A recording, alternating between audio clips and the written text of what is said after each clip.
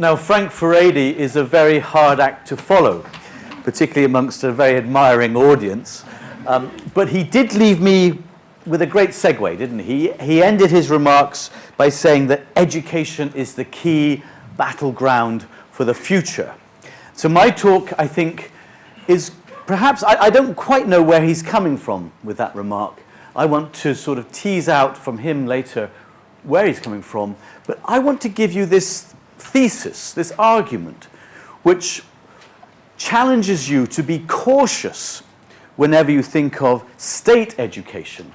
Because I want you to think of education, or to be thinking of the role of state in education as follows: that the state got involved in education, got involved, period, in order to push forward its particular line in the early education culture wars. That was the reason why it was got involved, and one can then see that development over the years. So yes, I am going to go back, as James II, as I call him, remarked, I'm going to go back in time, but let me just start with currently. I don't want to spend any length of time on it, but what about this, perhaps the most extreme case, really, in my lifetime, of the government intervening in education in a very, in the area that's most intimate and close to family life. Remember, governments are supposed to be there in loco parentis, and yet, as we see in the Birmingham cases Frank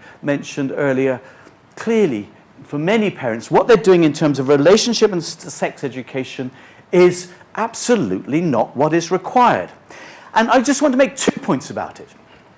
First of all, there is what you might, I don't know, this is stretching the definition, but you might call the sort of fake news aspect of it, certainly a spin.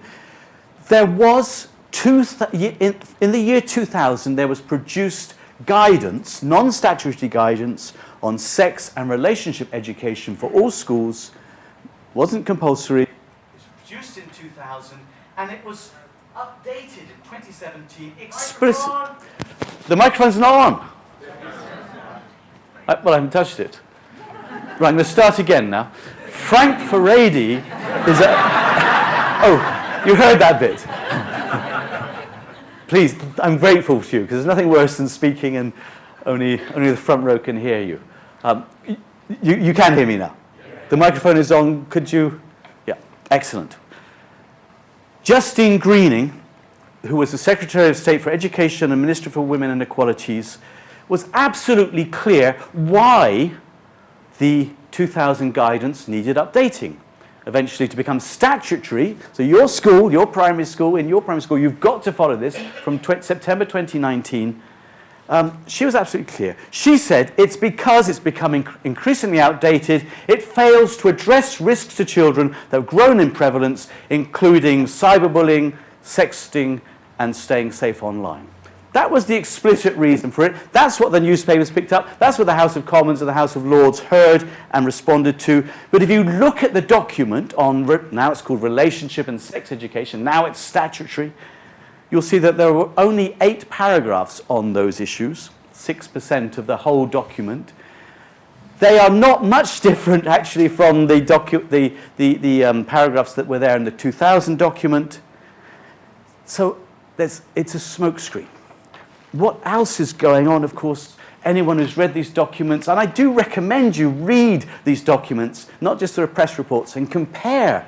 If you go back to the 2000 document, it seems like so naive and calm and attractive. It's there saying young people, that there should be no direct promotion of sexual orientation.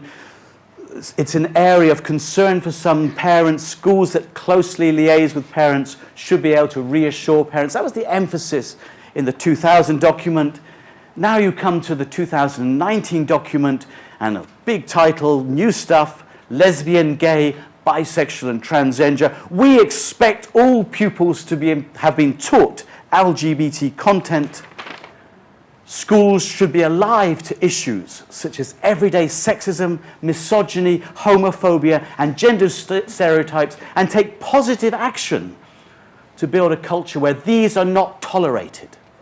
I was speaking to David Goodhart the other day, and his brilliant book on Somewheres and Anywheres. He's got a section, you probably may have missed it, I don't know, where he talks about women's preferences. The majority of women, he says, in responding to surveys, prefer a certain thing which would fit in to gender stereotypes. I would not be allowed, you are not allowed to say those things in your schools. You are now doing something illegal, but what you can do, which is legal, is talk about other things like trans women are women and so on. That's legal. Saying women may prefer different options for family life is illegal with this guidance here.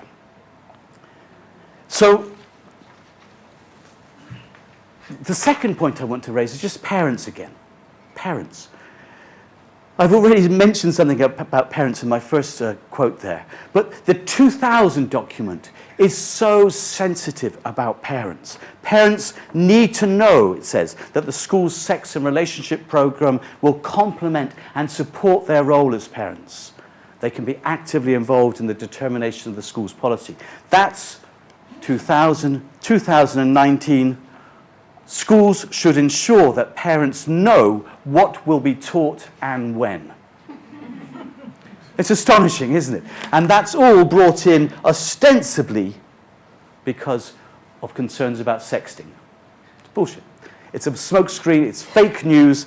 That is not what it's for. It's about the culture wars. How have we got to this position? And I love this audience. This is a very unusual audience for a university professor where I can probably even come out to you and say, actually, I don't like that guidance being thrown. Normally I get stoned in the nasty sense when I say things like that.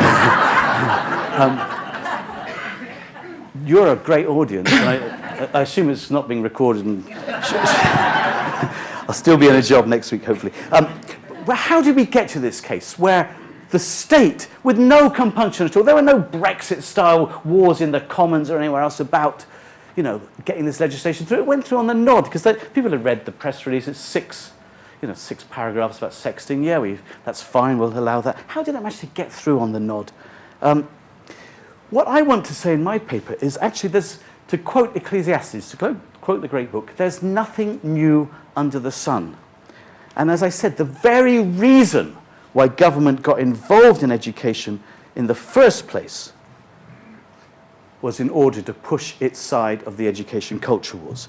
Now, you probably, I don't want to do this show your hands and a show of hands, but my guess is that many of you, if pushed, would say the government probably got involved in England and Wales and the United States and Scotland and wherever. The government probably got involved in order, because there was no education going on, so it needed to be involved in order to provide education. Does that seem a fairly straightforward viewpoint? Can you still hear me at the back? Excellent.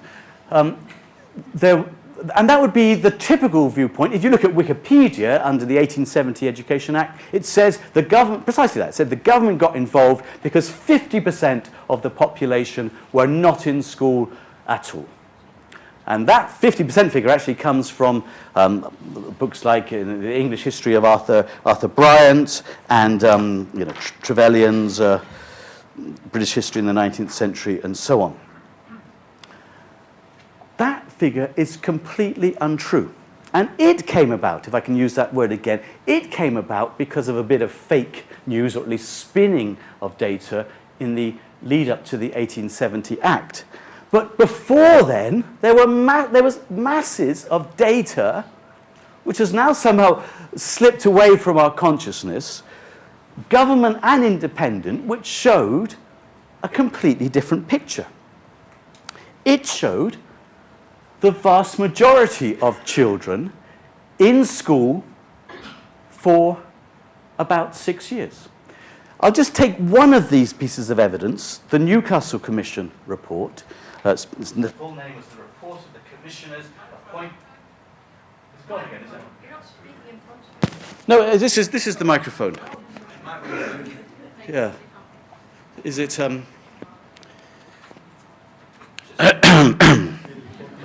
One, two. So use that one. Then I've got to stand right in front of the podium because I'm short. You won't be able to see me just peering over the top. So I'll abandon this, shall I? If you just give me okay. All right. Okay. Perhaps this is the way you make a new speaker feel awkward, is it? I am the new boy. Please be patient.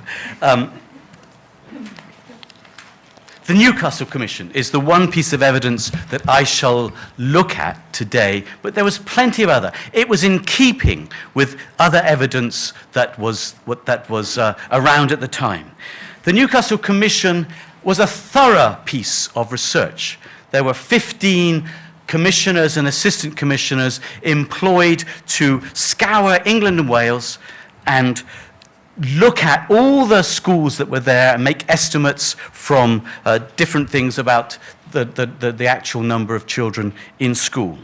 And it distinguished between two types of school, and it's very important that we distinguish them carefully now. It distinguished the public schools and what they called, it's surprising to me that I found this term in use back in the 1860s, the for-profit private schools. And the public schools were, yes, they were schools like the Eton and Harrows of this world, but they were also the church schools. And they were typically the Church of England and the Catholic schools. And they were considered, they called them the public. But for the purposes of what I want to say, let's call them as we would call them today, because they had virtually no state funding. Let's call them private non-profit compared to private for-profit.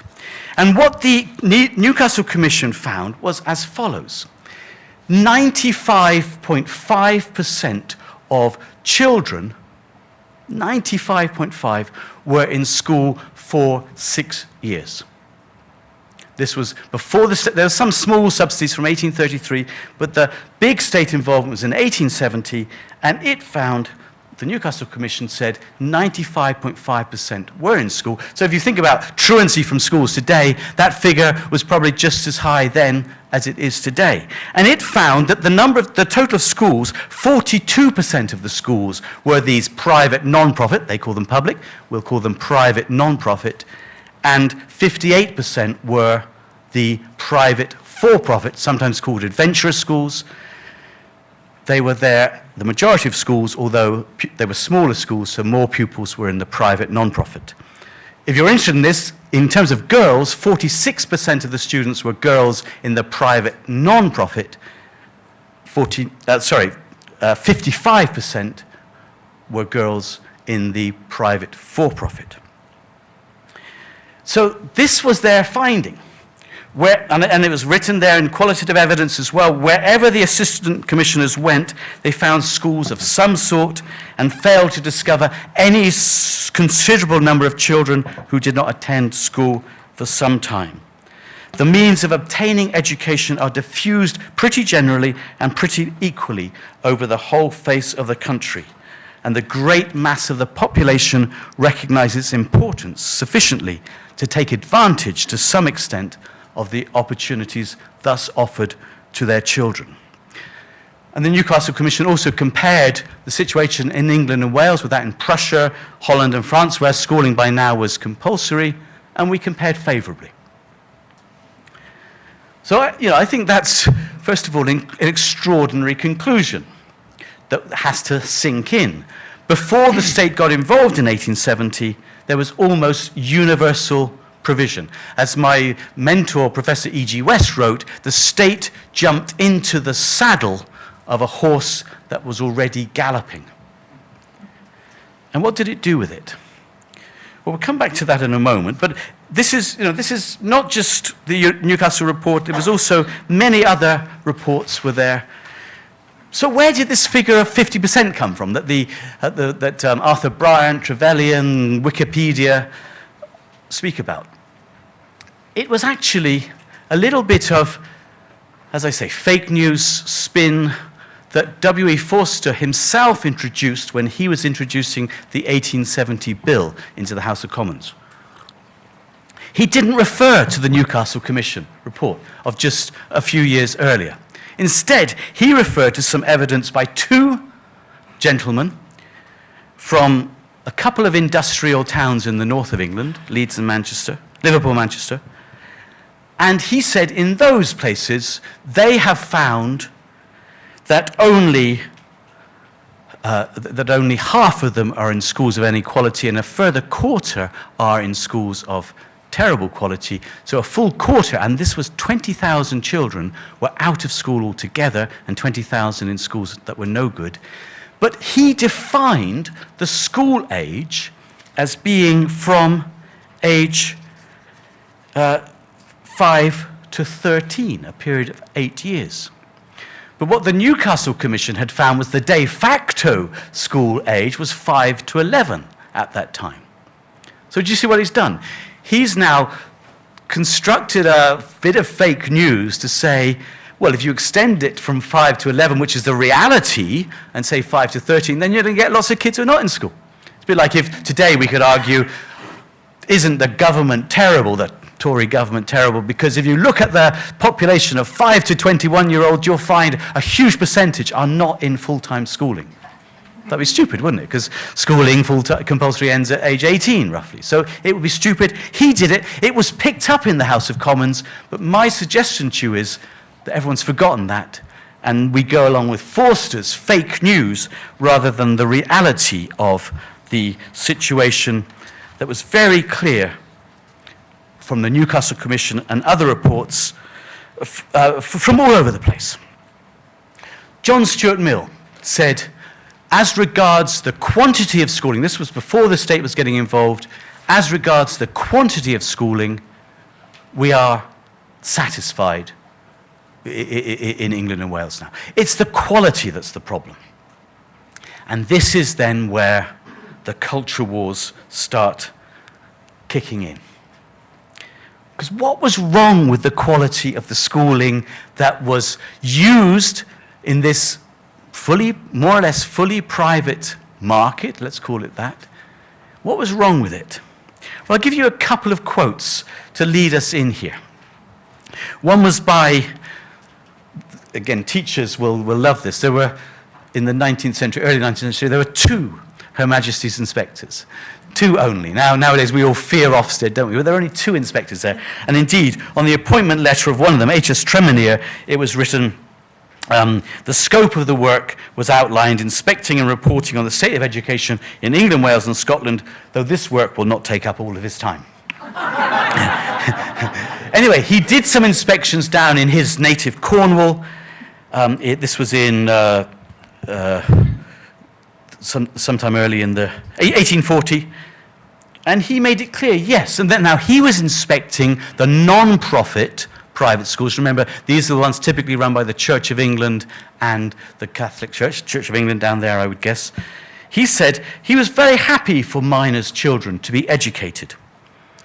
Why? Such education would provide the moral and spiritual improvement, not to raise the individual from his own sphere, heaven forbid, but to enable him to do his duty in that sphere to which he belongs.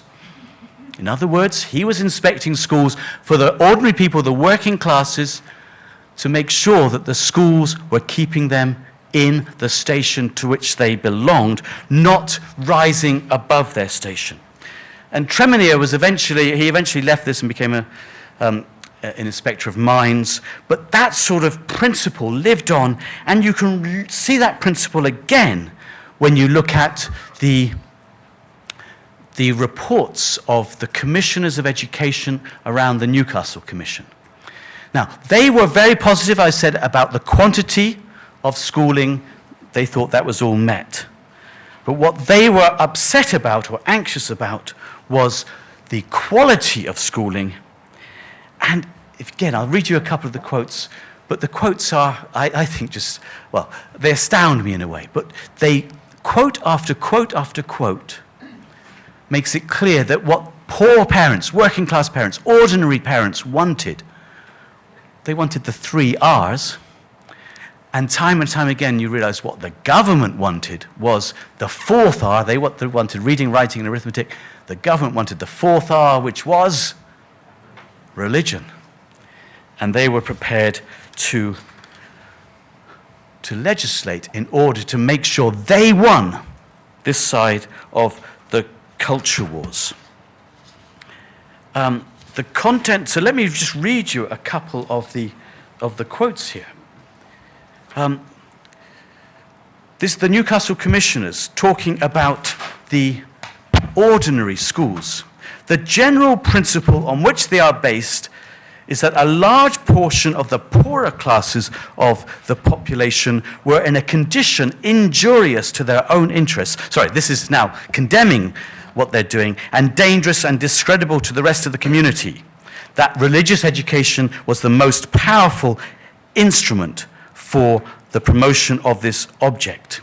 One assistant commissioner says that parents, instead of acting for the moral betterment of their class, which is religious education, which makes you know your place in the world, instead of acting for the moral betterment of the class, the working classes are acting individually for the advantage of their respective children.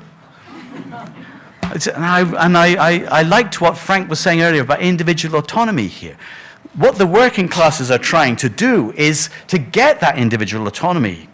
Poor parents' choice of schools, another assistant commissioner opines, rather tend to be determined more by the efficiency with which such things as tend to the advancement in life of their children are taught in it, and by its general tone and discipline. One more says, I've been asked whether the poor show a preference for one system of education over another, that is, the church schools or these for-profit private schools, and whether there is short in anything in the present schools, the for-profit schools, which indisposes parents to send their children. I made the most diligent inquiry into these matters, and everyone told me that the poor, in selecting a school, looked entirely to whether the school supplied good reading, writing, and arithmetic. Now, I could carry on, there's so many beautiful quotes like this, but it's absolutely clear. The quantity was no problem of schooling in Victorian England. It was the quality, and the quality of education were these upstart poor, not only creating schools, they were patronizing these schools, and they were looking to further advance their own lives in so doing. At this point, I wrote in my margins when Frank was talking that some of the schools that were condemned, okay, there were the Anglican schools and the Roman Catholic schools that were held up in esteem by the inspectors, but there were also not only the for-profit private schools, there were the private non-conformist schools run by Methodists, Baptists, and so on. And so I just wanted to plead to Frank, be a bit kinder about vulgar Christianity that you mentioned. These non-conformist church schools were actually seen as an enemy by the state. And in fact, they were actually stamped out in many ways by the state. By the state. So, first of all, then, the state objected to the quality of the content of the curriculum. But secondly, the state objected, and again, this happens in the culture wars even today, or recently in education, it objected to the delivery of education. It objected to the teachers. And the commissioners are, again, very good on this. They say, yes, the people who run these schools are generally respectable people, but in the for-profit schools, the teachers, they're not trained as teachers, and they, to quote, they often have no special fitness, or at least no fitness that is the fruit of preparation or training for their work, but have taken up the occupation in default or after the failure of other trades. And they went on to say, teachers, this is a lovely phrase, teachers, they say, in the for-profit and the non-conformist schools, they have picked up their knowledge promiscuously. Several combined, you can hear the horror in this voice, several combined the trade of schoolkeeping with another. The school teachers have been, some still are, barbers, sailors, soldiers, millers, shop owners, accountants, blacksmiths, journeyman tanners, excisemen, solicitors, dockyard labourers, and seamen, amongst others. Moreover, and this appears to be a very common complaint of the commissioners, many of these for-profit private school teachers suffer from some bodily infirmity. One assistant commissioner called without design, he says, on 5 masters successively, all of whom were more or less deformed. A cripple, we are informed, may not usually make a good teacher. And there's this amazing story about the cripple, which I'd like to relate to you. Because again, it shows, I think it just epitomizes the approach of the commissioners, the inspectors, as we were leading up to the state being involved in education, based not on any inadequacy of the numbers, but with an understanding that the quality was not good enough. So the story, this is in the Newcastle Commission report, the story was of a poor cripple without legs from infancy. He himself had been schooled in one of the Church of England and the national schools, and then he decided to open a school of his own, or is encouraged by his friends to do so, and he opened the school very close to a very reputable Church of England national school. And this national school, we are told in this story, charged 2p a week, but was curiously undersubscribed. We were told that even though this one is in high repute, under an excellent certified master, it's undersubscribed. There is room for 50 more boys. It only has 150. It's room for 50 more. In contrast, we are told the private school, I'm quoting, the private school under the cripple is crowded to excess. The children have scarcely room to sit. Not only that, but the fees at the poor cripple school are more expensive than the fees at the national school. They're 6p compared to 2p. And this then is the rub. This is in capital letters now in the Newcastle Commission report. Boys are sometimes taken from the 1st, 2nd, and 3rd grades at the national school, the Church of England school, to be finished at this private school. You can hear the horror in those capital letters. In other words, poor parents, poor children, ordinary parents, ordinary children, preferred the kind of education that was being delivered in those kinds of places rather than in the places where there was teacher-trained teachers. And it's a recurring puzzle to the commissioners why this should be the case. But actually, again, we can look through their notes and the puzzle disappears fairly quickly. First of all, some of the commissioners in the Newcastle Commission report say that it was the less able pupils, teachers, who became teachers. So just as we laugh about those who can teach, those who can't, no, those who can do, those who can't teach, that seems to have been true even then.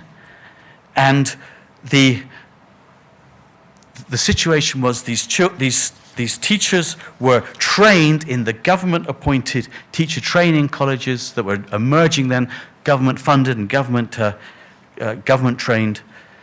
And these teachers were largely trained in what? Well, of course, there was the first 4 books of Euclid, algebra as far as quadratic equations, parts of the Latin grammar, which relates to accidents, concords, genders of nouns, perfect tenses, and supines of verbs. So there was that they were taught. And of course, the main part, religion, which comprises in the first year of the history, I'm quoting from the Newcastle Commission, the history, chronology, and geography of the Bible with the text of some one gospel, the text of the catechism, and of the morning and evening services and litany, and the scriptural authorities on which they rest. In the second year, they added the Acts of the Apostles. And what the inspectors were quite honest about was that the teachers were trained in this stuff by rote, and then went back to the non-profit schools, which were increasingly being subsidized and the government looking to replace the for-profit private schools. They went back to those schools and then inculcated the children by rote in the same way. So put yourself in the place of a student. Would you prefer to be taught by someone who has picked up knowledge promiscuously, so actually working in those varied and exciting professions that I listed earlier on, and can teach you real-world applications of that knowledge and help you in your journey to individual autonomy and self-realization? Or would you prefer to be taught by someone who may be less able to start with, who has learnt knowledge by rote learning and is set to regurgitate it all to you, all that they have learnt? I think to parents and children it's a no-brainer, isn't it? But we instinctively now, I think, side with the children and the parents, but the inspectors and the commissioners did not. The inspectors and the commissioners wanted something else, and they wanted to impose something else, and that's why they intervened. That's why. That's the important point I'm trying to make. If you take one thing away from this, it's not that they intervened in that way amongst others. That is the reason why government intervened in 1870 in England and Wales in order to put its mark on the cultural wars, which then were about working class emancipation and the place of religion in society, as was indicated earlier. So the government got involved, and slowly, with act after act, I'm greatly interested in public choice theory, and public choice theory would say that once you get a government involved in a certain area, it's likely to extend and extend and extend that involvement. And you can just see so many acts come up after the 1870 Act, but mostly, or many of them, designed to further strengthen the position of religion in the schools. So the 1890-70 Act gave grants to the Church of England and Roman Catholic schools. The 1902 Education Act, the Balfour Act, outraged those non-conformists because it now further subsidized the Church of England schools and the Catholic schools and further pushed away the non-conformist schools and, of course, the for-profit schools. For instance, the Methodists at the time in 1902 operated 738 schools. In the present time, I can only see 25 Methodist schools in existence. And of course, the last for-profit private school serving these communities died in 1921 in a village not far from where we are today. It was catalogued by a University of Cambridge history of education professor. Those schools were crowded out, pushed out, and eventually the local authority schools and the established religious schools continued. And this all continued up to the 1944 Act, the famous Butler Act, named after Rab Butler, the conservative.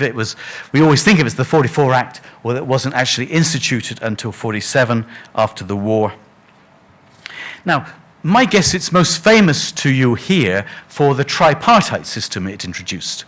That is the system of grammar schools, secondary modern, and the intention was technical schools. That's my guess about what the 1944 Act means to you. But it also, and most relevantly to my discussion, introduced compulsory worship in schools and compulsory religious education in schools. Parents were allowed to excuse their children from this compulsory worship, compulsory religious education. Unlike, incidentally, I should have said at the beginning, parents are not allowed to excuse their children from compulsory relationship education, although the sex bit is still allowed. They're not allowed to do that now. They were allowed to do it in 1944, and although the Act doesn't specifically say Christian, Anglican, and so on, the 1988 Education Reform Act under Margaret Thatcher specified that this act of worship, which is still compulsory in schools to this day, it's one of the few things from the 1944 Act which still remains. In the 1988 Act, it was said this shall be wholly or mainly of a broadly Christian character. And second, of relevance to my argument here, is the 1944 Act effectively nationalized the Church of England and the Roman Catholic schools. They were brought in as voluntary controlled or voluntary aided schools and became state-funded, more or less now the same as any other state schools. So if you like, that 1944 Act I see as consolidating the whole move that started in 1870, where it was designed to keep the working class in their places and imbue them in the state-approved religions of the time in order to, well, we can think what the reason might be. Okay, so that's really the culture war that I consider most interesting, because it was there at the beginning of state education. That's why the state got involved, in order, in a sense, to bring in that culture war, that position on the culture war at that time. But the 1944 Act then brought in, if you like, opened another front in the education culture wars, and that was then over this whole issue of selection and the role of grammar schools and so on, and the role of schooling for egalitarianism. There were numerous. This whole thing became a political football after the 1944 Act. There was the 1965, Circular 1065, which was brought in, which said local authorities should move towards comprehensive schools. The Tories got back in 1970 and had Circular 1070, which sort of tried to stop that. The Labour got back in 74 with Circular 474, which reaffirmed comprehensivization, and so on and so forth. It was a culture, there was a war which still goes on today, to this date, about the role of schools in egalitarianism. Tony Crossland, who was Secretary of State for Education, he was the guy who issued Circular 1065 under the Labour government. He said, if it's the last thing I do, I am going to destroy every effing grammar school in England and Wales and Northern Ireland. And obviously, today I could say the word he said. He actually said the word, but I still have certain words I don't like saying in public. That's my F word that I refuse to say in public.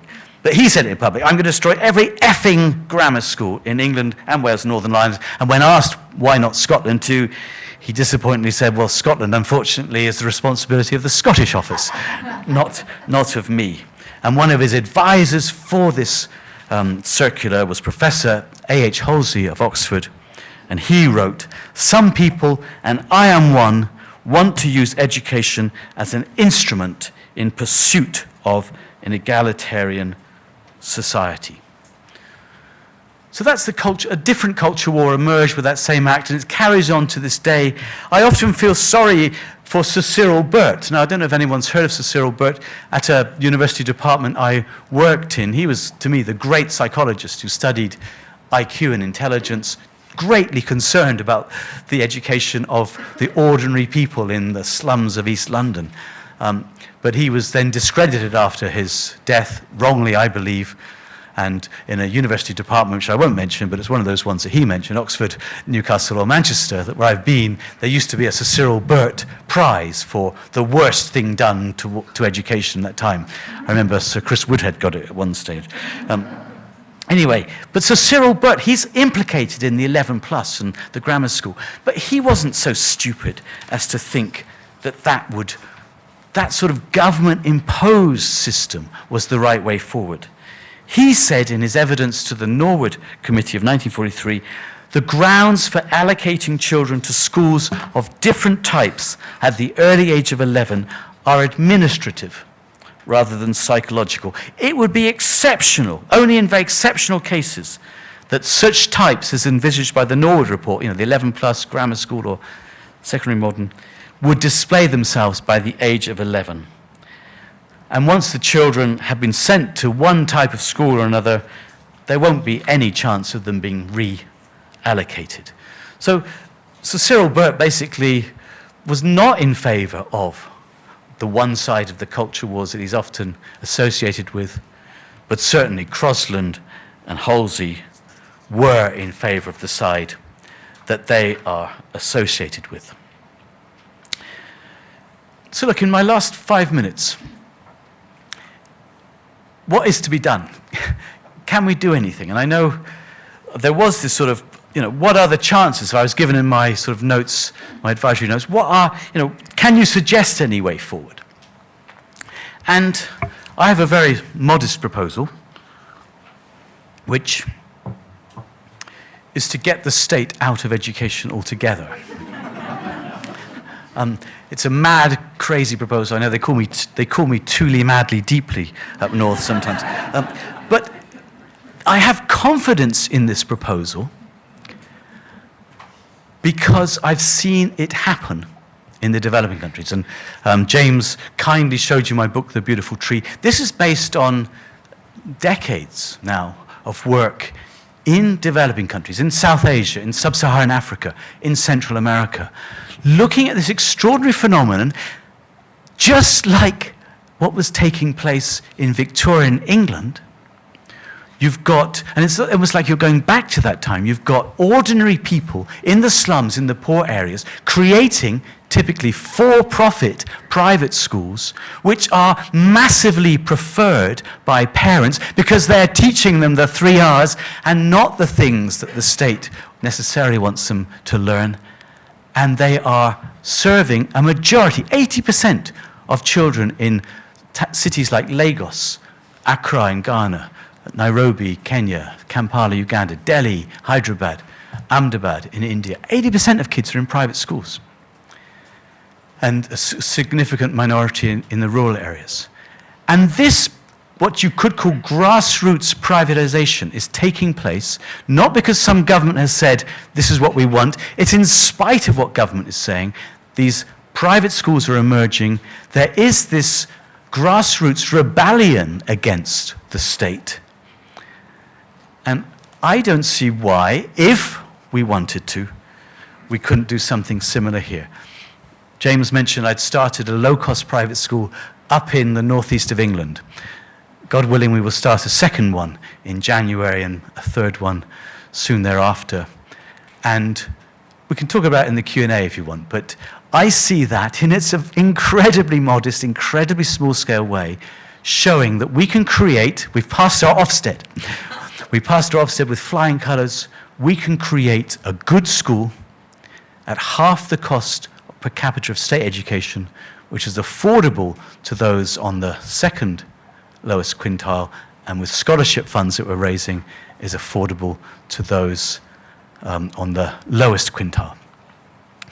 So that's my contribution. What I'm saying is, yes, education is important, but if you're ever tempted to think of, therefore we need to do something with state education, my word of caution is, let's always be aware that the state got involved in education only and precisely in order to impose its values, the values of the elite in the culture wars. It was never in favor of the people.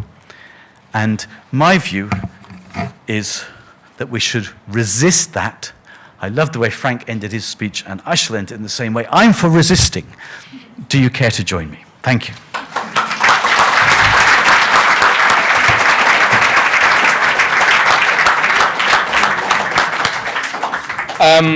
Okay, folks, I'm reinvigorated in my career as a private school teacher, but I guess one thing that maybe I'll ask you to reflect on a little bit is how your model or your plan or your project for non-state education relates to things like Ofsted. Because I teach in a school which is very definitely private, but within which the state and its values and all of those contemporary concerns or prejudices are very much at the heart of pretty much everything that we do. So does simply being outside of state funding make any difference? Lots of people want to talk. Let's start at the front. Who's got mics? Can you bring it to the front? And have we got a mic on the other side? Can we bring that to the front, and then we'll work our way back? James, thank you for your introduction. It was very interesting. But I suppose a question and an observation, or a request and an observation. I just wondered, could you insert into your picture, because it's about education, knowledge and the curriculum? Because your presentation of the motivation of the state's involvement is very ideological. So you're seeing it as a sort of moral imperative to control people. And then I'm thinking about my own practice as a teacher, or my own experience of education as well. And it seems that most of what happens in school, which isn't to deny the ideological or the moral component of education, which is obviously always there, mostly it's knowledge. It's a knowledge transaction that's happening between an educated person and a less educated, or group of less educated people. And that's not part of your picture. So there's no addressing of knowledge or the curriculum in that. And I suppose that would be the counter case, that the state got involved because of the growth of the body of knowledge in society, and need to transmit that and to develop people cognitively, culturally and intellectually. Thank you. Can this mic go back to this gentleman here? Can you say who you are when you speak, just so that James knows who he's going to reply to? Sally, my name's Sally. Just a quick question on home education, because your speech was your introduction was very interesting, but I think one of the trends today, actually, I think more and more people are home educating, and at the same time, the state seems more and more concerned about home education. So your idea of independent schooling, in some ways you could say parents, some parents have decided to take that into their own hands and educate at home, and the result is that the state seems to be more and more involving itself so in that type of education as well. And I can imagine the values aspect also coming in, which is even more direct than via schools. So I wonder your thoughts on that.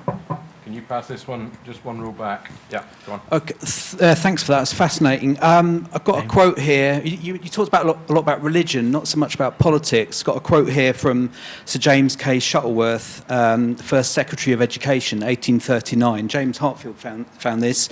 It says, "We cannot contemplate with unconcern the vast physical force which is now moved by men so ignorant and so unprincipled as the Chartist leaders. If the working classes are to have knowledge, surely it is the part of a wise and virtuous government to do all in its power to secure them useful knowledge and to guard them against pernicious opinions. By experience and education, only can the workmen be induced to leave undisturbed the controls of commercial enterprises in the hands of the capitalists." So it's pretty clear that was reaction to sort of working class people setting up schools and teaching about politics. So wasn't there a bit more to it than the 3 R's? And then on the content side of things, my understanding is that a lot of that came from, the idea of a liberal education coming from public schools, the best that has been thought and known, and that filtered into the state education system. So what's your thoughts about that? And your name? Harley. Thank you.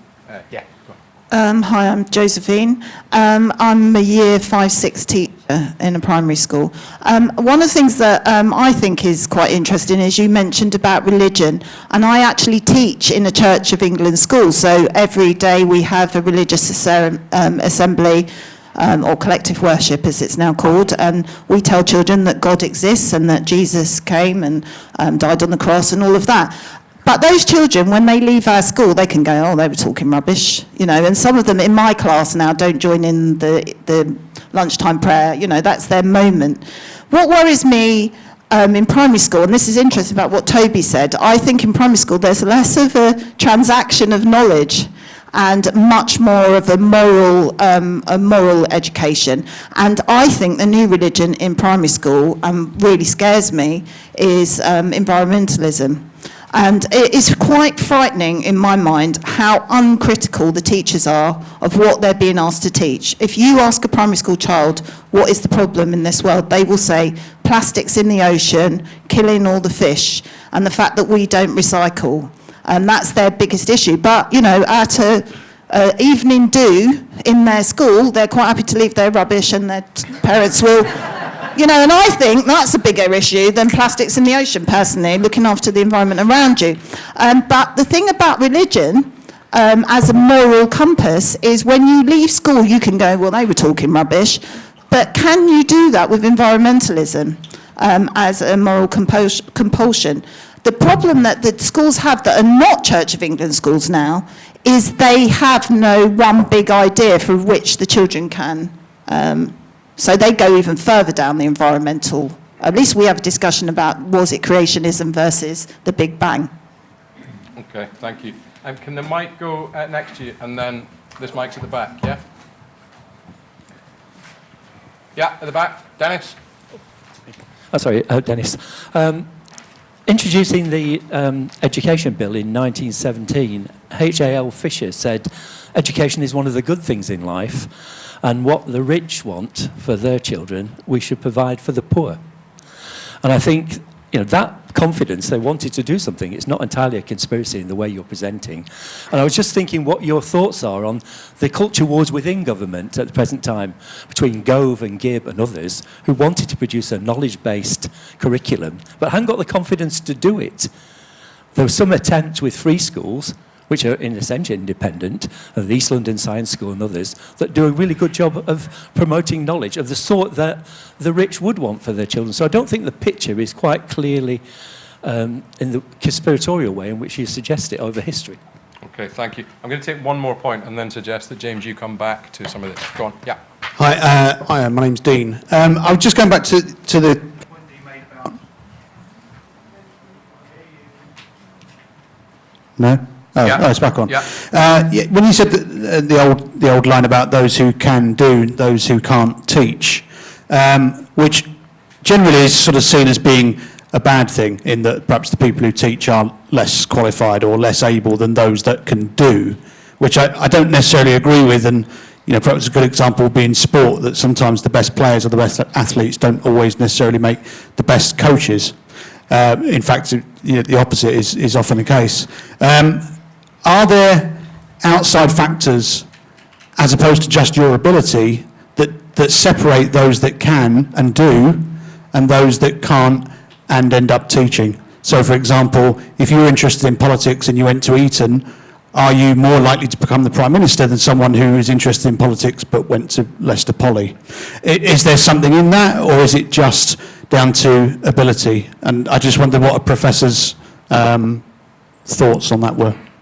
Okay, thank you. I know lots of people want to speak, so I'm going to suggest, James, if you just come back on maybe a couple of these. Yeah, I mean, first, James, on your point, you're absolutely right that in a private school, you are subject to masses of regulation from the Department for Education, and you have to satisfy the office inspections. I was personally very surprised. I mean, I hadn't appreciated the number and extent of the regulations we had to meet, and also the way in which we had to, really almost pretend, that some things were going on in the school, in a way that the cameras on or off, I can't remember. We didn't pretend anything, of course. No, but we took 485 days to get registered in the little school I've opened up north because we hadn't appreciated the extent of regulations. So I've just written a book, which is going to be published next year, working title, The Emancipation of Education, and it has as its major theme that, yes, we need private, independent education, not funded or provided by the state, but even more important, we've got to wrest control of education from the government regulation of the framework of education, the assessment curriculum and all the rest of it. And that these matters are important. And yes, you can't say you're a free education institution unless you can start breaking away from those. Incidentally, I've just moved to the University of Buckingham from Newcastle University, where I've been for 20-odd years. And again, I went there thinking, great, we're now an independent university, I can get away from lots of those regulations that I don't like. And suddenly I realized the Office for Students has made a framework for universities now, and I think an independent university, I think there's 32, I can't remember the exact number, I think we are exempt from 3 of the regulations, one of which is setting our own fees, which is obvious, and a second which is reporting on staff salaries over £100,000. So obviously mine won't get reported there. So that's the first thing. But look, I was, in one sense, I was deliberately being provocative, but I was following one line of argument throughout, wasn't I? I was trying to trace that whole thing about religion and showing that it was a live issue and that it was very, very real in 1870. So whoever, the person I didn't get the name of, who was saying that, it was about the moral imperative to educate the people, not about religion, it was about knowledge and so on. That wasn't what was said at the time. That wasn't what was said in the lead-up to the 1870 Act. It was about what I said it was about. And even when you mentioned Kay Shuttleworth, I think, you mentioned Harley, and of course, the 3 R's are a very important part of all the things you described. In fact, I would even venture to say the 3 R's, well, they're certainly a necessary condition, possibly they're a sufficient condition to be able to access all the things you described. At that time, before the state got involved, William Cobbett's Address to the Journeymen and Labourers sold 200,000 copies in only 2 months. Tom Paine's The Rights of Man sold 1.5 million copies. This was because reading and writing and arithmetic had been, these were accessible to people, and therefore they had access to that literature you describe, which Kay Shuttleworth said was bad and terrible, but which you and I think come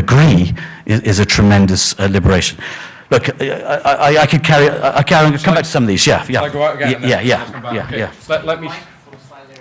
Oh, God. Okay. Oh, wait, too close. We can hear you too well now. Okay. Can the mic go, to Shirley there? Yeah. Thank you. Yes, my name's Shirley. What you were saying about the 1870 Act, my understanding was that there was a very strong economic reason there because, full industrial revolution, the actual economy needed working people who were literate and who were numerate. And it seems to me that contingent relationship between the economy and education has gone up and down, but is really coming back with a bang and has done for the last decade or so.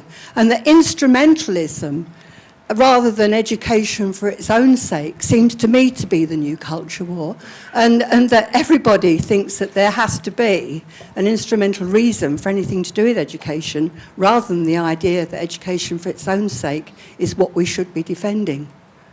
Okay, thank you. Who's got the mic? Kevin's got the mic. Can the mic here just go back a couple of rows? Yeah. James, 2 questions. Who is the state? Who is the state? And I asked that question because we seem to be in a competition with the state's over there, and we're here, we're the goodies, and they're the baddies, and it's almost conspiratorial. And I'm suggesting, is the state us? Is the state the population? Is there a distinction between the government and the state? Or do the people elect government? Or do we get the government and the state that we deserve? You said in your speech, I side with parents, or we side with parents. Fair enough. So look at the TES, Times Education Supplement. Massive big survey this week on LGBT lessons in the Birmingham school and new curriculum that comes in 2019. 69% of parents absolutely support the new curriculum and the teaching of LGBT. So will we side with the parents and go with that? By the way, it was over 90% of the teachers. And in that survey, by the way, it was well over 69% didn't have a problem with teaching the gay bit. That they did have a problem with was the trans bit. So I'm slightly questioning how useful it is to polarize things in the way that you're doing. And the second thing is, I don't think the for-profit schools or the private schools are the solution to all our ills. They're not panacea. I think that takes us off on a tangent which is not useful. I don't have a problem with free marketeers like yourself pushing the angle that you push, and you've been pushing for years. But to me, the problem is much more profound. The problem is, do we want the school that is going to inculcate our young people in a vision of the good life that's going to nourish them, that's going to pursue wisdom and intellectual curiosity? And my problem is, it doesn't matter whether it's a for-profit school or a state school. Right now, they're reductionist in their approach because everything is reduced to can't be measured. And if you can't measure it, it ain't good enough. And I think it would be wrong to reduce that conversation to a state school versus a non-state school. Okay, thank you. Hello, thank you. I'm Alka. I wanted to ask you sort of 2 things. One about the kind of institutional kind of analysis that you've presented. does seem to me to miss some of the important internal features which people have alluded to in terms of the curriculum and knowledge. So you seem to have sort of gone from 1870 to the Butler Act, missing out what I think is actually probably the most important period in British education system, which was the interwar period, and in particular the Newbolt report. Because one of the inspectors in the mid-19th century, Matthew Arnold, when he wasn't writing Culture and Anarchy, was also going around inspecting schools. And I don't know if his reports were much heeded in his day, but they were certainly hugely influential by 1918, 1919, 1920, and they're cited extensively in the Newbolt report and the later Haddo report as well. And there you see you do see what I see an attempt for something a bit more complicated than just kind of, crushing the working class. I think you do see a recognition by the political and cultural elites themselves that they need to find a new language, new ideas through which they can actually create the social bonds that were clearly in tatters by the end of the First World War. So there's that, what was your response to that? And the second thing is when you're talking about the grassroots profit schools in the third world, or in I don't know if you can call it the third world today actually, but you know where I mean, in India, for example, how does that, isn't that also part of the kind of wider international commodification of both education and knowledge? And in which case, is that something to be wholly celebrated? Okay, thank you. Somebody's got the mic. Can I just see who else wants to speak? There's quite a few people. Okay, so if this microphone could come across to this side of the room. Yeah, there's somebody there. Yeah, there's somebody at the front. Actually, come to the front. Okay, go for it. Okay, my name's Daniel. I've just got a question on something that I find hard to get to grips with, which is the nature of egalitarianism that's being promoted. Because at least on the face of it, there seemed to be a contradiction in what you were saying, which I think was in relation to Tony Crosland, who was saying that he wanted to abolish grammar schools because he wanted to promote an egalitarian agenda, which seems contradictory because the thrust of your argument, which I don't have a problem with, is that, as far as I can understand, is that the elite is trying to promote its own values in society. But if it was trying to promote egalitarianism, it doesn't really believe that the majority of society can be like it and can reach its level. I don't think that's the way that the elite sees things. So what exactly do they mean when they talk about promoting egalitarianism and promoting equality? I mean, the term is bandied about an awful lot, but I'm not clear what's meant by it in this context. Okay. Let me take one more point, and then we'll come back and go out again. Thank you, Alex. A bit like Kevin, really, sort of, who is the state? And it just doesn't appear today, really, that the state is kind of, maybe the sex and relationship example is one particular thing, but it seems like if we go back to the Gove trying to bring in his knowledge-based curriculum, it's like he was trying to defend knowledge, and it's almost like the people who are trying to defend the values that I guess are sort of counter-educational or more sort of controlling values seem to be the teachers themselves. Teachers were actually, a lot of schools were opposed to the Gove reform. So there you've got the government almost trying to defend education and state schools trying to defend something else. But I guess for me, something like sustainability, it's not, it might have started out as something from the United Nations, but today it's very much coming from within, liberal people, within teachers, and obviously it's even coming from within children themselves now today. So it certainly doesn't appear to be something top down. And for me, the problem is it's definitely one of a lack of culture rather than perhaps maybe culture wars has replaced culture in education. That you need, in order to have successful education, you need to have culture. And it seems that from what I see, teachers are defending things like sustainability or teaching things like sustainability because they don't have a belief in a culture, and maybe some of the things Frank talked about this morning. So they've jumped on these things instead. So seems to be in the equation. We need to have culture. We need to have knowledge somewhere. Okay, thank you, James. Yeah. Who's the problem?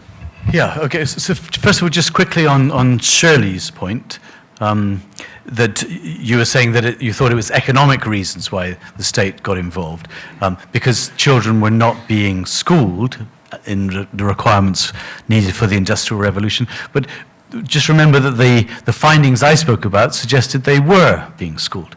95.5% the Newcastle Commission found, and similar figures from elsewhere. So that can't have been the reason. That you have to look somewhere else for that reason. But I suppose Kevin, I think, got even a round of applause, or at least I got the sense that the room was with him, or in a big way. Part of the room. Part of the. Well, actually, this is comes down to that so you said the figure, okay. The latest Times Education Supplement, I think I heard, survey shows that 69% of parents are behind the LGBT relationship, sex education, and so on. So first of all, in all humility, I therefore point out to you, 31% I assume were not, and to me, that's a real example of where do we seek to impose educational ideas on even a minority, even when they're preferred by the majority, do we seek to impose these on the minority just because the majority want them? Is something as precious as education, and this is the most important thing about education, as far as I'm concerned, as contested as education? See, I think we would have almost as many views on what education is in this room as we have people. And that contested nature of education makes it almost different from other areas, and makes it so, as far as I can see, so less amenable to democratic control. Those 31% of parents who are against that will find their whole, raisins well-being deeply offended by imposing a curriculum that they don't like on them. That's my view of those. But you ask about who is the state. Well, in education, and I think Alex picked up similar things just now. In education, we can clearly identify players and agencies which are part of that state. The Department for Education, one; Ofsted, another; and politicians who are voting and servicing ministers and so on, who are servicing those agencies. And then we, the people, have some say in voting, and we can vote for people who will decide these things. But it's a very minor thing. But in a very minor way, our votes don't matter as much as perhaps you're implying. And moreover, when we're voting about so many different factors. Does education come into it? Does relationship and sex education, as with the 2019 Act, does that ever come into? Has anyone ever voted for a party based on something as specific as that? I doubt it. So for me, the state is very much something that is in contradistinction to us, we the people. And in education, it's definitely an agency, a thing that can be acting against our interests, because, in particular, education is so contested. I know I'm focusing on Kevin a lot here. As I say, I felt the room was with him, and I felt other questions came along following on from that. But really, the fundamental issue you're asking is, you didn't like the polarization. I'm polarizing this debate into state versus non-state and so on. And for me, that is a true binary, if you like. I'm not into avoiding that binary. I think that it is a real decision we have to make, a real, a philosophical decision we have to make, and we place ourselves in that field.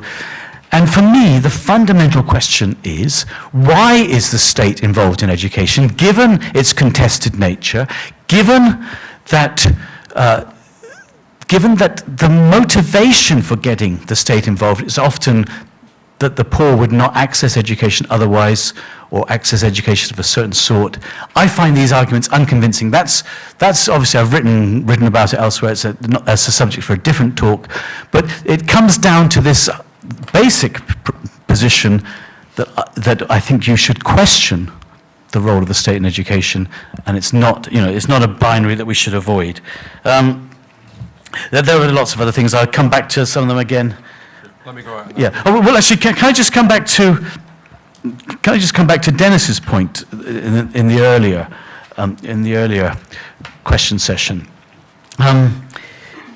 You were saying that actually, I think you were citing people. Was it leading up to the 1918 Act, Dennis? The Fisher Act, was that? I heard of Dennis. Yeah. Yes, oh, sorry. Right. And again, you don't need me to tell you this, Dennis, but you have to deconstruct what people are saying in Parliament. You deconstruct it in terms of their interests.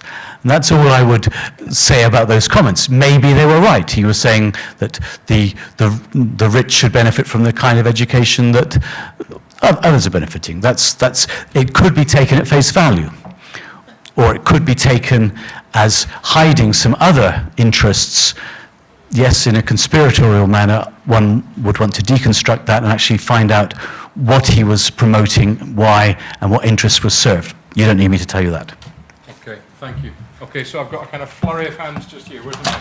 Yeah, okay. Go to there, Penny, and then we'll work back. And then, where's the other mic? Yeah, in the middle, great. Ella, in the middle there. Yeah, okay. I suppose I thought I was criticising what you're saying, but maybe I'm supporting it. On this question of contested, my grandfather went to teacher training college in 1914. It lasted a year. He was 14 years old. He was the son of a railway worker, and then he taught his whole life.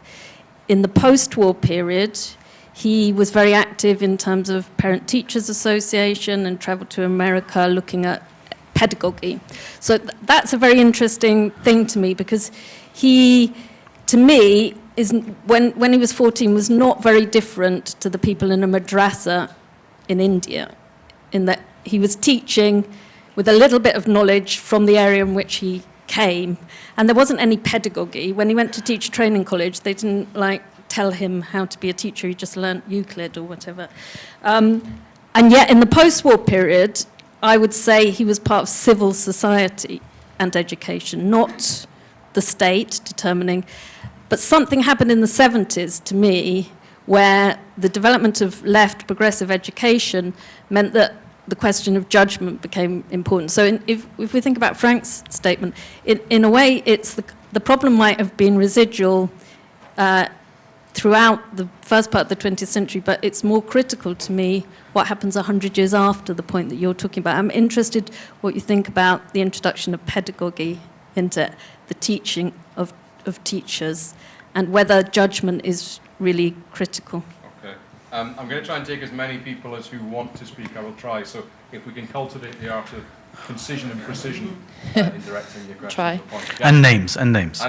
Ella, it might seem like a bit of an obvious or abstract point, but doesn't schooling have some responsibility as a social project? And what I mean by that is, outside of the controls of state power, because it seems to me that if in response to the problems that you've raised that I completely agree with, about the kind of enforcement of certain values from the state on education, the solution being a growth of independent schools, doesn't that sort of feed the problem that we've got at the moment of kind of a relativising of education? So shouldn't we argue for a kind of the socialisation of young people as something that we educate them into a sense of shared values, into the solution for the cultures that we're talking about over this weekend? And just by way of example is, if you take Birmingham, obviously I think lots of us, and myself included, would be more inclined to be on the side of the parents. But I also don't particularly like the idea of a kind of rejection of the idea of a social value that you'd come together in. I don't like the idea of everyone saying, we'll set up this school in Newcastle for your values, we'll set up this school in Londonderry for your values. So, short of the destruction of the state, aren't you kind of avoiding the main problem, which is what is education for? Is it about socialising young people, or is it just about the 3 Rs, which I think possibly it isn't? And then the mic goes to the person next to you, and then, yeah. My name's Sarah. There's been a lot of interesting experiments in America with voucher systems and busing that has proved that a lot of very poor families in black areas in America will make the same kind of choices of schools that the Victorian parents did.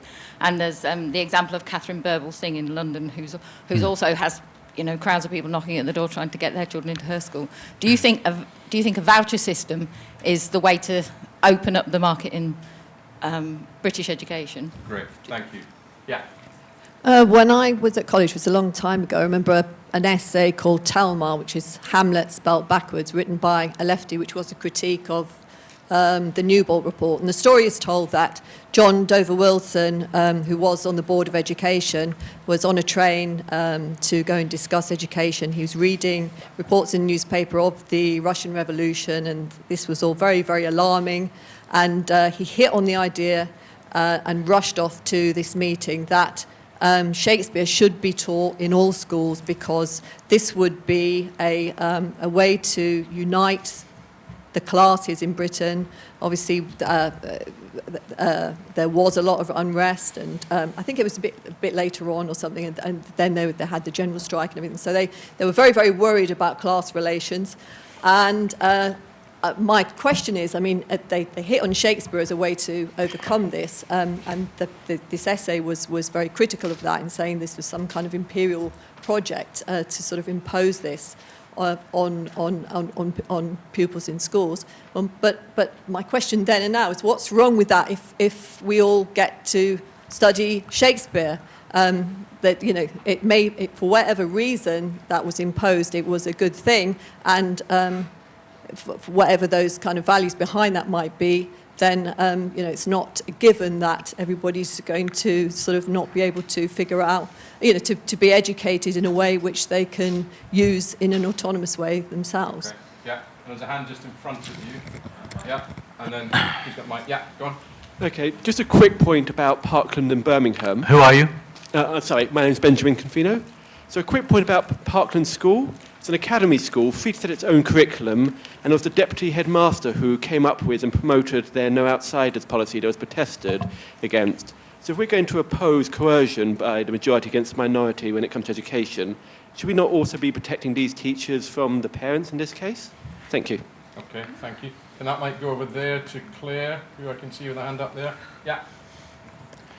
First of all, one thing that just hasn't... Oh, no, I meant him. Anyway, go, Claire. You can go. No, Claire, go on. No, stand up. Go on, Karen, you were mid-flow. Right, Dave, then Claire. Professor Tooley, sorry, David. I'm not an educationalist, but I do feel like this is a false counterposition that you're engaging in between state and non-state educators, let's put it that way. And often an opposition to the state being involved in education could betray a lack of belief in the capacity of individuals to develop autonomously. So I cite John Stuart Mill, who you'll be familiar with, and he argued that there should be a voucher system in order to prevent state education, which he felt would create a kind of a cultural mass. So obviously his concern was the tyranny of the majority and that everybody educated by the state would turn out the same. Actually, he was portraying his own lack of belief in the capacity of those individuals to develop autonomously, because he felt that they would turn out to be the same, and they would turn out to be autonomous if educated by the state. Okay, thank you. And can that mic go to the gentleman with his hand up behind you? And I think Claire wants to speak. I think that I disagree with James on many things, but I do think that it's right to note that the states, or why the state wanted to be involved in education of the masses. I think that motive was explicit and clear in many ways. And there was great resistance from an independent point of view from Marxists, trade unionists, non-conformists, independent thinkers, leaders of working class organisations who said the last thing we want is them telling us what we should know and dictating the curriculum. So in that sense, I think that there was a fight that went on then. I actually myself think, however, that the fetishisation of the state, or being opposed to the state, that James has gone on to expand on, means that he misses some key points nonetheless. I think that one of the ways that the state did try and use education was to inculcate the masses with the best that's known and thought over a period of time.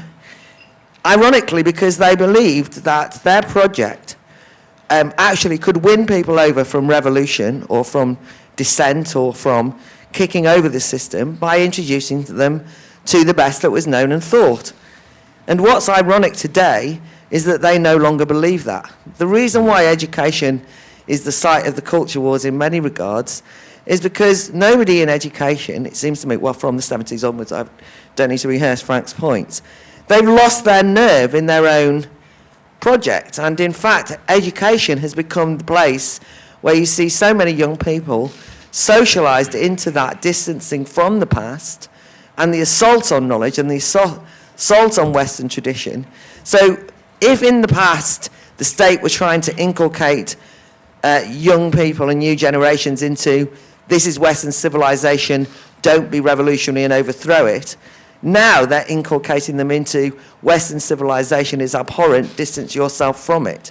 So it's not the state that's the problem, it's actually the content, or it's the culture wars within education as it's played out that I think we need to dig deeper into. Okay, there's 3 people who've had their hands up for young, so if that mic can go right to the back, there's the gent with the mic, and then it's going to come right to the front, and then I'm afraid we're out of time for questions. Yeah. Okay, Tony. I really liked your book. Thank James. And what I liked best about it was showing how I know nothing about education, not a teacher, and I'm a bit worried that in this room we've adapted to the culture wars, because I haven't heard the word pupils mentioned much this afternoon. And I thought education was about pupils, and your book goes back to that basic, pupils, parents, teachers, and that relationship, that triangular relationship, and how that develops and just blossoms in certain circumstances, and even in the most difficult circumstances in the world, is what education, to me, is about. So my question is, why haven't we discussed the strength of that relationship, and why aren't teachers really banging on about that and not ideology from the state? Thank you. Can that come to the front and then right at the back? Yeah. Stuart Waiton. I'm wondering about these statistics on the LGBT stuff, because Kevin made the point 69% of people support this in education. It's interesting, the social research attitude survey that came out last week or the week before also said you've got this statistic which is 66% of people think there's absolutely nothing wrong with same-sex relationships. So the figures seem quite similar. And I wonder to what extent this 69% are saying, yes, I think you need to educate this in schools, or whether they're just saying, yes, that's the attitudes that I have, so I don't have a problem with it. Because I'm not sure if there's an actual discussion today about what is school for and what should and shouldn't be taught in schools. Or I remember when my son first went to school, and I went in to visit the school, and they were telling us about the emotional education they'll have, and that they would teach anti-racism 1 and anti-racism 2. And there was only me and this one other parent there, an elderly parent. And I said, why are you teaching my kid about anti-racism? That's none of your business.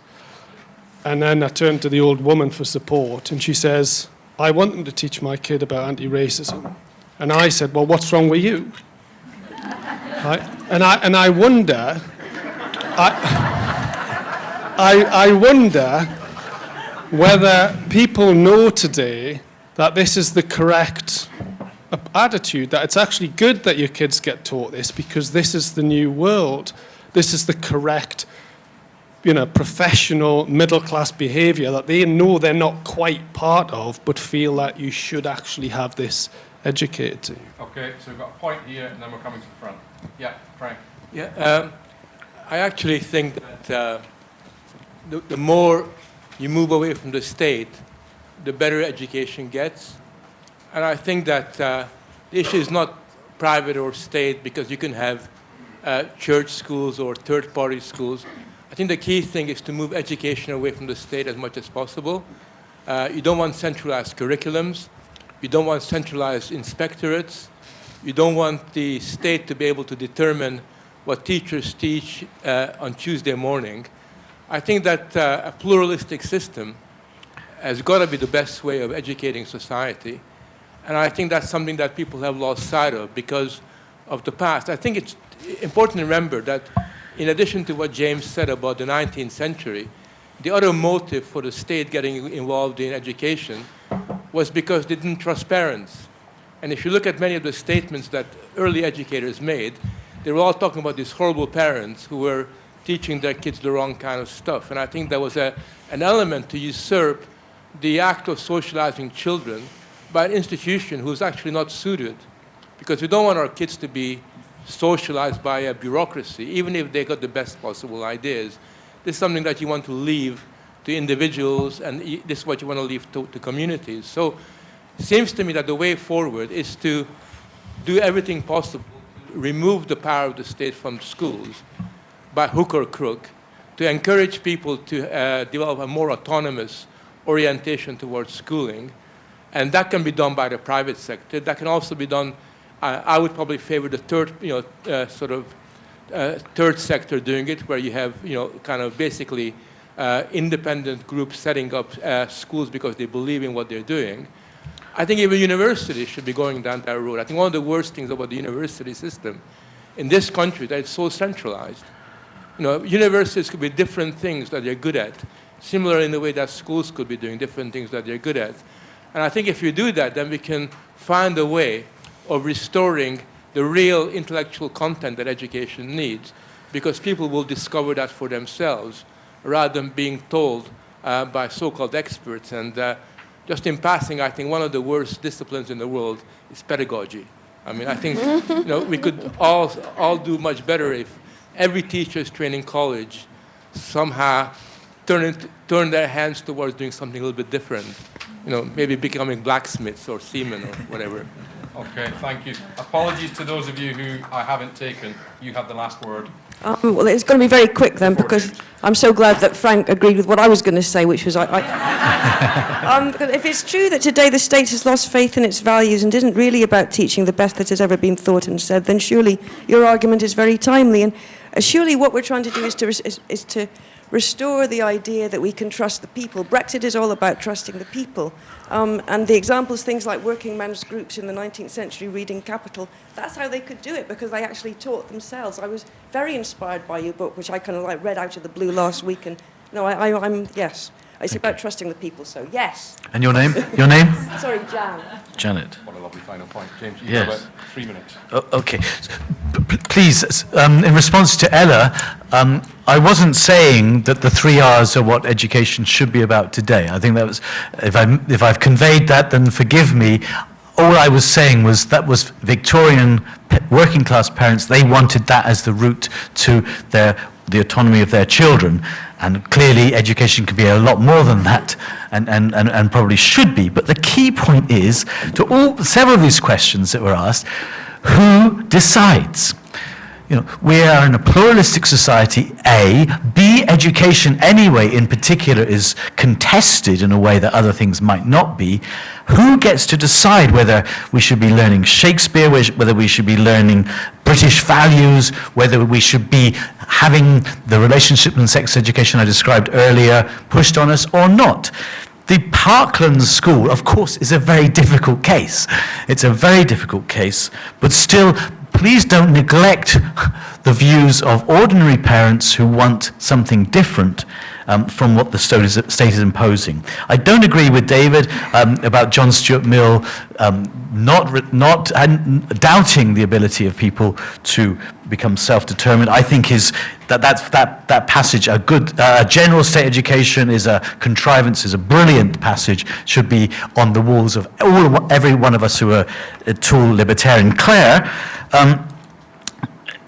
I don't think it's true what you're saying, for the very simple reason that we didn't have a national curriculum until 1988. It was in the Education Reform Act in 1988. So it may have been that certain individuals and certain local authorities were trying to push the best that's been thought and known by humanity, but that certainly wasn't a state way forward. But we do have a national curriculum now, and this really illustrates very well, I think, the dangers to me of once you give the state control over the curriculum in education, then you might be happy with what's happening for a while, but then the other parties can come in and similarly impose their views, and that's what we've been seeing happening. If you read Margaret Thatcher's biography, she wanted a national curriculum because she thought a group of like-minded people, a few of us, could get together over a drink and on the back of an envelope sketch out, we need that history obviously and that geography and that's the mathematics we need, and fine. She really thought it's going to be like that, and therefore there would be no problems like, I think it was Hackney Downs doing a lot of crazy Marxist stuff. That was her view. Little did she realise, but it's a lesson. I mean, it's a lesson in what you should know about the way the state gets involved. The national curriculum came from her simple idea to this monstrosity that is there now and is up for capture and is a key part of the culture wars, and I think that must be remembered. Look, Janet and Tony, I have lots of things to say about your remarks, but most of all I want to say thank you for liking my book, and God bless you.